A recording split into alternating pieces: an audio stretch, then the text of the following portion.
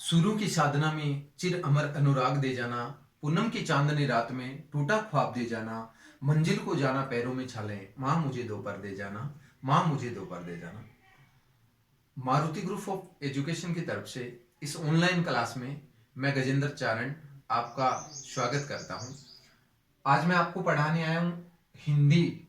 और हिंदी में अपन 9th से लेकर 12वीं तक माने या फिर जब अपन व्याख्या करते हैं तो व्याख्या करते समय एक जरूरत पड़ती है हमें रस की।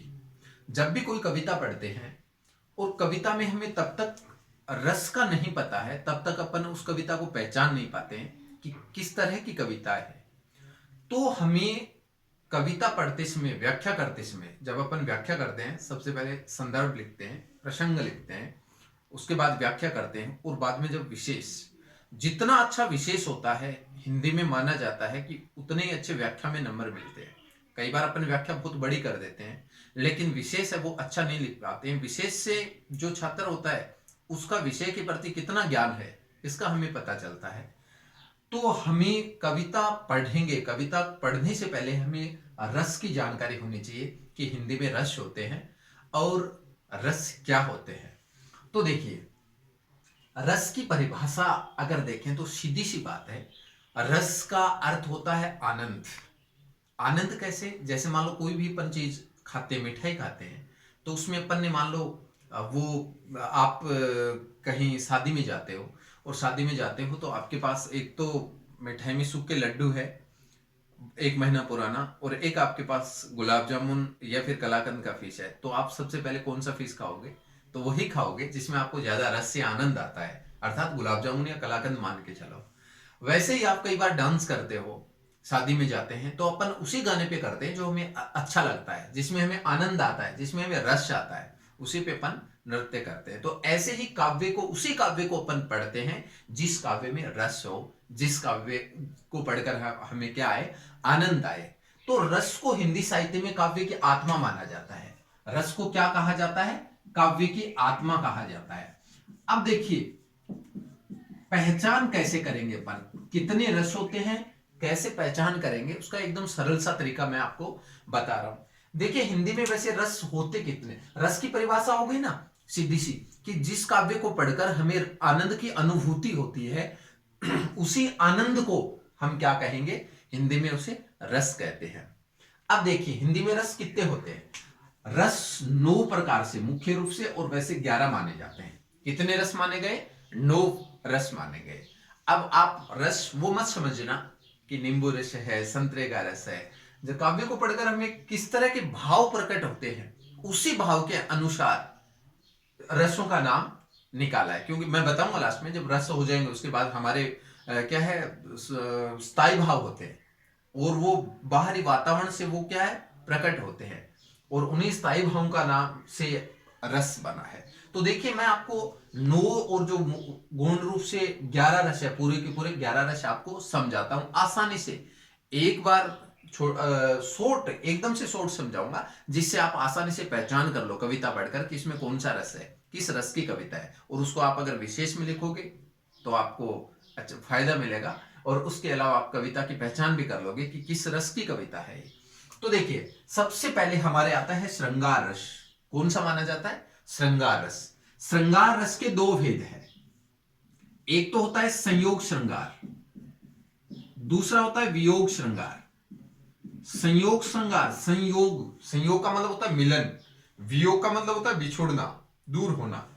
तो जब नायक नायिका, प्रेमी प्रेमिका का आपसे वार्तालाप, जो वो पास पास होते हैं, आपसे वार्तालाप या फिर उसके सौंदर्य का अगर वर्णन किया होता है तो वहां पर कौन सा रस होगा? संयोग श्रृंगार। उसको साथ में बोल रहा है आपको, कौन सा रस होगा? संयोग श्रृंगार। वैसे ही अगर उनमें से कोई एक बिछुड़ जाता है, दूर चला जाता है, विदेश चला जाता है, छोड़कर चला जाता है, तो उसकी याद में जो तड़फ होती है, जो उसकी याद से संबंधित जो गीत होते हैं, उसमें, ऐसे गीतों में, ऐसे काव्य में, ऐसे नाटकों में कौन सा, विशेषकर काव्य में माना जाता है तो कौन सा रस माना जाता है जाएगा? वियोग श्रृंगार रस माना जाएगा। कौन सा? वियोग श्रृंगार। जैसे मान लो कृष्ण और गोपियां जब वहां पास पास रहते थे, खेलते थे, ग्वाल बाल आपस में खेल, तो अपन बात कर रहे थे श्रृंगार रस की। तो उसके 2 प्रकार, यानी संयोग और वियोग। संयोग में मिलन का भाव, जो मैंने आपको बताया वियोग में होता है बिछोड़ना। अब देखिए, श्री कृष्ण और गोपियां जब पास पास वहां रहते थे, गायें चराते थे और रास लीला रचाया करते थे, तो वहां कौन सा रस था? उसमें संयोग था। और जब श्री कृष्ण गोपियों को छोड़कर मथुरा चले जाते हैं, गोपियां उनकी याद में तड़पती है, तो उनका जो काव्य है, उद्धव को संबोधन करके जो भ्रमर गीत काव्य लिखा गया है, उसमें कौन सा है? वियोग श्रृंगार है। आप मीरा के पदों को पढ़िए, हरिदे मैं तो प्रेम दीवानी, मेरा दर्द नहीं जाने कोई, तो उसमें भी कौन सा मिलेगा आपको? वियोग श्रृंगार। यानी अपने हिंदी में देखें तो सैड सॉन्ग जो होते हैं जितने भी गाने, वो सारे वियोग श्रृंगार के श्रेणी में आएंगे। तो काव्य को पढ़कर हमें लग जाता है बिछुड़ने का भाव हो, तो वहां कौन सा आएगा? वियोग श्रृंगार होगा। अगला है हास्य रस। कई बार अपन मनोरंजन के लिए ऐसा काव्य लिखा जाता है जिसको पढ़कर हमारा मनोरंजन हो, हमें हंसी आए। जैसे वर्तमान में देखें तो कॉमेडी फिल्म जब आप देखते हो तो उससे हमें हंसी आने लग जाती है, या फिर किसी भी जो चुटकुले होते हैं उनको पढ़कर हमें कई बार हंसी आने लग जाती है। तो ऐसा काव्य जिसको पढ़कर हमें हंसी आए, हास का भाव हो, वहां पर कौन सा रस होगा? हास्य रस होगा। कौन सा होगा? हास्य रस होगा। अगला रस है करुण रस। करुण में करुणा की भावना, दया की भावना होती है। और दया की भावना कैसे? जैसे मान लो अपन कई बार किसी भिखारी को देखते हैं, कई बार किसी गरीब को देखकर हमें दया आ जाती है, करुणा आ जाती है। या फिर ऐसा होता है कि जब अपना कोई छोड़कर चला जाता है, ऊपर चला जाता है ना, इस दुनिया को छोड़कर चला जाता है, उसकी याद में जो मरसिए पड़े जाते हैं, जिसको मरसिए कहा जाता है, जो शोक गीत होते हैं, तो उनमें कौन सा मिलेगा? करुण रस मिलेगा। जैसे मान लो एक छोटा बालक होता है, उसकी आनंद रत्नों की प्रसिद्ध कविता है, तो वह छोटा बालक होता है और उसके पिता पहले ही छोड़कर चले जाते हैं, माँ बसती है संसार में, और वो माँ की भी मृत्यु हो जाती है, उस बालक का कोई भी नहीं है संसार में। तब उसको अनुभव होता है, वो एक कमरे में कैद हो जाता है, तब उसको अनुभव होता है कि यार माँ के बिना तो कोई, जो घर होता है कब्रिस्तान जैसा होता है, माँ के बिना तो सब सुनना होता है। तो वो एक माँ की परिभाषा बैठा बैठा याद कर रहा है कि माँ क्या थी और आज मेरी हालत क्या हो गई। जब माँ थी तो मैं कितना अच्छा अनुभव कर रहा था, और आज मेरी हालत क्या हो गई। तो वो एक पंक्ति है आनंद रत्नों की बहुत अच्छी, माँ के बारे में। तो वो बालक जो रोता रहता है माँ की याद में, तो ऐसी कोई भी कविता है तो वहां पर आपको कौन सा मिलेगा? करुण रस मिलेगा। ठीक है ना, वहां पर कौन सा मिलेगा? करुण रस, जिसमें दया की भावना हो, बिछुड़ने का भाव हो। देखो ध्यान रखना, वियोग और करुण में अंतर है। वियोग में केवल बिछुड़ते हैं, लेकिन करुण रस में क्या है? कोई छोड़कर ऊपर चला जाता है। अगला रस देखिए, वीर रस।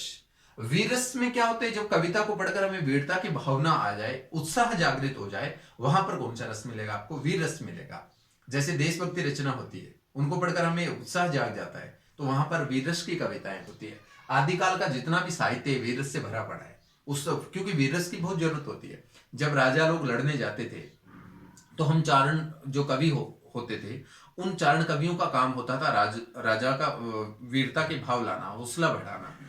तो उन राजाओं को वो ऐसी कविता सुनाते थे जिसको सुनकर राजाओं में जोश आ जाता, और वो दुश्मन के साथ लड़ते थे और निश्चित रूप से विजय को प्राप्त करते थे, क्योंकि वो कवि थे, उस समय उनके वीरता के भाव लाते थे। विनय चौहान ने, और वीरस भी उस समय बड़ा, उस समय क्या आज भी महत्वपूर्ण माना जाता है। क्यों? विनय चौहान की मुझे एक पंक्ति याद आ जाती है कि वीरस क्या होता है, वीरता की भावना कैसे लाती है, और वीरता की भावना कैसे। विनीत चौहान की मुझे एक पंक्ति याद आती है, वीरस के कवि क्या होते हैं कि अगर पुरुष महकती शाम के अधीन हो जाए तो तुम ही बोलो, रण में बाजुओं को कौन तोलेगा। अगर हम जुल्फ चुम्बन की भाषा बोलने लग गए तो फिर आग की भाषा कौन बोलेगा, आग की भाषा कौन बोलेगा। तो आप इतिहास उठाकर देखना, इतिहास में जो आदिकाल है, आदिकाल का हमारा हिंदी साहित्य पूरा वीरस से भरा पड़ा है। क्या उनके कविता की एक पंक्ति और बताता हूं, वीरस का महत्व क्यों है। आप इतिहास उठाकर देखना, उन कविताओं का क्या महत्व है कि इतिहासों में हमने देखा जब जब संकट आया था। वीरस की बताता हूं, वीरस के कवि है वो किस तरह का काव्य रचते थे, और किस तरह वो राजा लोग उनको सुनकर उनमें हौसला बढ़ जाता था। कि इतिहासों में हमने देखा जब जब संकट आया था, शत्रु की प्रबल शक्ति के आगे शासक जब घबराया था, निज प्रतिष्ठा के मुद्दे पर जब अड़ना जरूरी होता था, तब उन दुश्मनों के साथ युद्ध लड़ना जरूरी होता था। देख दुश्मन को तांडव को हौसले खो जाते थे, स्वार्थ प्रगता के साये में स्वाभिमान सो जाते थे। तब उन कवियों की कविता उन वीरों में वीरता के भाव लाती थी।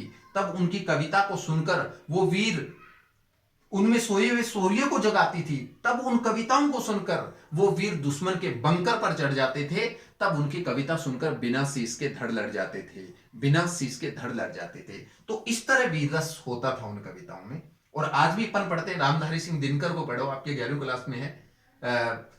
तो ऐसी कविताएं जिसको पढ़कर देशभक्ति की भावना आ जाए, जिसमें वीरता की भावना हो, तो वहां कौन सा रस होगा? वीर रस होगा। वीर रस के कवि भी बड़े उत्साही होते हैं। अगला देखना, रौद्र रस। अगला कौन सा है? रौद्र रस। रौद्र रस में क्रोध आता है। जब किसी काव्य को अपन पढ़ते हैं कई बार, और पढ़ते पढ़ते सामने वाला कोई ऐसी प्रतिक्रिया कर रहा है जिसको सुनकर हमें क्रोध आ जाता है। आपने परशुराम और लक्ष्मण का संवाद पढ़ा होगा। परशुराम और लक्ष्मण के संवाद में जब लक्ष्मण जो परशुराम को बातें कहता है, तो परशुराम को गुस्सा आ जाता है कि अरे छोटे बालक, तो ऐसी बातें क्यों कर रहा है। तो वहां पर जो गुस्सा आता है, क्रोध आता है परशुराम को, 10वीं क्लास में था परशुराम लक्ष्मण का संवाद, तो वहां पर आपको कौन सा मिलेगा? रौद्र रस मिलेगा। ऐसा काव्य जिसको पढ़कर मतलब क्रोध आ जाए। सामने वाला जैसे मान लो दुश्मन है, आपको गाली दे रहा है, तो आप उस समय ऐसे थोड़ी कहोगे कि 2-4 और सुनाओ, कितने अच्छे दे रहे हो। उस समय आपको भी क्रोध आता है। तो ऐसा काव्य पढ़कर आपको गुस्सा आ जाए, वहां पर कौन सा रस मिलेगा आपको? रौद्र रस मिलेगा। कौन सा मिलेगा? रौद्र मिलेगा। अगला है भयानक रस। भयानक, भय शब्द से हमें पता चल रहा है। भयानक रस में जिस काव्य को पढ़कर भय की अनुभूति हो। कई बार जैसे मान लो 2वीं क्लास या पहले क्लास में छोटे छोटे जो पाठ थे, पहले कि मैं जंगल में जा रहा था, अकेला जा रहा था, रास्ते में शेर मिल गया। अब मान लो वहां इस तरह भय की स्थिति उत्पन्न हो जाती है, या फिर कोई युद्ध हो रहा है तो वहां पर भयानक युद्ध, मारकाट हो रही, तो उसको देखकर भी भय उत्पन्न होता है। आप मान लो रात्रि को डरावनी फिल्म देख रहे हो, भूतनी वाली फिल्म देख रहे हो, शनिवार की रात है, अमावस्या की रात है, काली रात, रात को 12 बजे हुए, और आप फिल्में देख रहे हो, पूरे परिवार वाले आपके सो रहे हैं, आप अकेले बैठे हो हॉल में, और अचानक भूतनी का सीन आता है, और सीन आता है और इधर से मतलब पूरा सन्नाटा है रात्रि में, इधर से है दरवाजा खुलता है हवा में, और आप अचानक चौंक जाते हो। आपको क्या आया? भय आया। तो इस तरह का काव्य पढ़कर भय की अनुभूति हो, तो वहां पर कौन सा रस होगा? भयानक होगा। जैसे मान लो राम का रावण का युद्ध हुआ था, जब युद्धों का चित्रण होता है तो वहां भी भयानक रस आपको मिलता है। अगला देखिए, विभत्स। विभत्स में क्या होती है? घृणा की भावना होती है। क्या होती है? घृणा की भावना होती है। जब मान लो युद्ध होते हैं तो कई बार है वहां पर योद्धा होते हैं, उनके कई बार शीश है, धड़ है, वो कट जाते हैं, खून बहने लग जाता है, मांस बिखरा पड़ा होता है। तो ऐसी चीजों को देखकर घृणा की भावना आ जाए, मांस का, खून का ऐसा चित्रण हो काव्य में, तो वहां पर कौन सा मिलेगा आपको? विभत्स रस मिलेगा, जिसमें घृणा की भावना होगी। ठीक है। अगला रस है अद्भुत रस। अद्भुत रस में आपको आश्चर्य होता है। कई बार कोई भी आप कविता पढ़ते हो तो आपको काव्य को पढ़कर आपको आश्चर्य होता है, वहां पर कौन सा होगा? अद्भुत रस होगा। देखिए जैसे मान लो आप ताजमहल देखने के लिए गए, और पहली बार जैसे ही आपने ताजमहल को देखा, तो ताजमहल को देखकर, उसकी सुंदरता को देखकर आपको बड़ा आश्चर्य हुआ कि यार शाहजहां ने अपने मुमताज की याद में कितना अच्छा ताजमहल बनाया है। तो कहीं पर भी किसी कविता में ताजमहल के चित्रण है, ताजमहल का वर्णन है, और उसको पढ़कर आपको एक थोड़ी देर के लिए आप आश्चर्यचकित हो जाओ, तो वहां पर आपको कौन सा रस मिला? अद्भुत रस मिला। हालांकि हिंदी का विद्यार्थी, कभी किसी ने पंत की कविता ताज पढ़ी है, तो वह ताज कविता अगर पढ़ी है तो वो कभी भी उसकी सौंदर्य पर वो है क्या, मुग्ध नहीं होगा। लेकिन असली में जो ताजमहल है, सुंदरता को देखकर अपन कई बार आश्चर्यचकित हो जाते हैं, तो वहां पर कौन सा रस मिलेगा? अद्भुत रस मिलेगा। कौन सा मिलेगा? अद्भुत। अगला रस है शांत रस। शांत रस, शांत रस में क्या है, कई बार अपन स्वार्थी संसार को देखकर अपन थोड़े से मायूस हो जाते हैं कि यार संसार है, सारा क्या है, स्वार्थी है।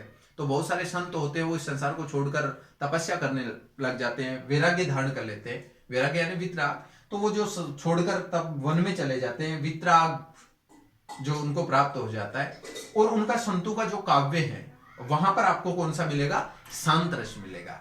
ऐसी कविता जिसमें एकदम, जैसे वाले सूर्योदय का वर्णन कर रहा था पहले, कमला के कंचन मंदिर में मानो कांत कंगूरा, तो जब सूर्योदय हो रहा है, शांत, उषा वाला पाठ है 12वीं क्लास में, तो वहां पर एकदम कौन सा रस मिलेगा आपको? शांत रस, कोई भी आवाज नहीं हो। अगला रस है भक्ति रस। भक्ति में भगवान संबंधित जो भी पूजा अर्चना या जो भी भजन होती है, वहां पर आपको कौन सा मिलेगा? भक्ति रस मिलेगा। वहां पर कौन सा मिलेगा? भक्ति रस मिलेगा। अपन किसकी बात कर रहे हैं? भक्ति रस। भक्ति, भगवान से संबंधित जो भी भजन होते हैं, वहां पर कौन सा मिलता है? जैसे मान लो मीरा के पद है, सूरदास के पद है, तुलसीदास का ऐसा काव्य है, कबीर के कुछ भजन ऐसे हैं जिसमें भगवान से संबंधित भक्ति की भावना हो। सीधी सी बात है, भजन मीरा के पद है, सूरदास के पद है, आप समझ जाओगे पढ़ोगे तो वहां पर कौन सा रस मिला आपको? भक्ति रस मिला। अगला रस आता है आपका वात्सल्य रस। वात्सल्य रस बच्चों के प्रति, छोटे बच्चों के प्रति जो प्रेम होता है, या फिर कोई ऐसा काव्य लिखा जाता है जिसमें छोटे बच्चों के तुतलाहट का वर्णन हो, उनकी बोली का वर्णन हो, और उसको पढ़कर आप में थोड़ा सा भी उन बच्चों के प्रति प्रेम प्रकट हो जाए, वहां पर कौन सा रस मिलेगा आपको? वात्सल्य रस मिलेगा। 10वीं क्लास में एक पाठ था पहले, दंतुरीन मुस्कान, छोटे बालक की मुस्कान का वर्णन करता है कवि। और ऐसे मान लो श्री कृष्ण के पद, आपने सूरदास के पद पढ़े होंगे, जब श्री कृष्ण कहते हैं कि मैया मेरी कबू बढ़ेगी चोटी, वो तुतला कर बोलते हैं, और फिर यशोदा कहती है कि तू दूध पीता जा, जैसे तू दूध पिएगा बड़ा हो जाएगा, और दूध पिएगा तो तुम्हारी क्या है? चोटी बढ़ जाएगी। तो कहने का मतलब इस तरह की बच्चे जब तुतला कर बोलते हैं, कई बार अपन बच्चों को नहलाते हैं और नहलाने के तुरंत बाद उनको अच्छे ड्रेस कपड़े पहना देते हैं, और 10 मिनट बाद वो कीचड़ में हो जाते हैं, मिट्टी में कपड़े गंदे कर लेते हैं। तो कई बार जिनको वात्सल्य रस जिनके न है वो तो बच्चों को वैसे बात करते हैं, लेकिन कई वात्सल्य रस जिनके मन में होता है वो मतलब देख के इतने खुश हो जाते हैं कि यार कितना अच्छा लग रहा है। तो ऐसी कविताएं जिनमें छोटे बच्चों से संबंधित हो, वर्णन हो, बच्चों के प्रति जो प्रेम हो, वहां पर कौन सा होगा? वात्सल्य रस होगा। वहां पर कौन सा रस होगा? वात्सल्य। तो इस तरह हिंदी में कितने रस हो गए? ये 11 के 11 रस हो गए। अब क्या है, इन रसों के साथ भाव होता है, जो स्थायी भाव जो हमारे हृदय के अंदर होता है, वो क्या है वो आपको मैं बता रहा हूं। रस पढ़े। अब प्रत्येक रस होता है उसके साथ स्थायी भाव होता है जो हमारे अंदर होता है, और उसके द्वारा जो रस प्रकट होते हैं। तो देखिए, श्रृंगार रस का स्थायी भाव है रति, रति या प्रेम, उसको प्रेम भी कहते हैं, रति या प्रेम। जब अपन श्रृंगार रस की कोई भी कविता पढ़ते हैं तो उससे, या फिर नायक नायिका आपस में बैठे हैं बातें कर रहे हैं, तो वहां पर कौन सा जो आपको स्थायी भाव आया? रति या प्रेम। नायिका बैठी है, अच्छे वस्त्र पहन रखे हैं, एकांत में बैठे हैं, नायक उसको देख रहा है, तो उसके मन में क्या भाव प्रकट होगा? रति का भाव।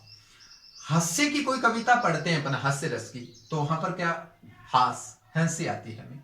करुण की कोई कविता पढ़ते हैं, करुण रस की, तो वहां क्या जागृत हो जाता है? शोक। वीरस की कोई भी कविता पढ़ते हैं अपन, तो वीरस की कविता पढ़ते हैं तो वहां पर क्या हो जाता है? जागृत, उत्साह जागृत हो जाता है, उत्साह जागृत हो।